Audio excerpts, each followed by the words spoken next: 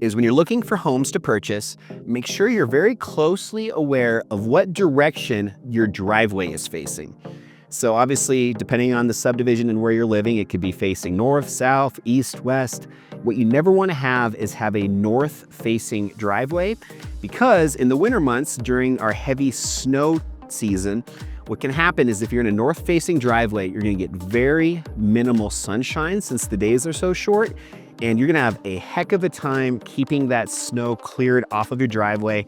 You know, I lived previously up in the Roaring Fork Valley, which is just outside of Aspen, Colorado, and Glenwood Springs. I lived in an area actually called Carbondale, and man, I paid the price when it comes to this specific thing. So I had a really nice house, and I just love living in that area is what I'm trying to say. But I had a pretty large driveway, and it was completely north-facing, along with just the house providing a lot of shade behind me. So this driveway just got very, very little sunshine. And man, it was the biggest headache ever when we got these big snowstorms.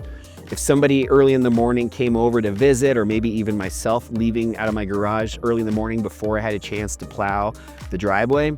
man, those lines in the snow from my car would just turn into the biggest headache, where it'd be impossible to really get underneath and get rid of that kind of compacted, icy snow mix that gets kind of packed down once you drive on it.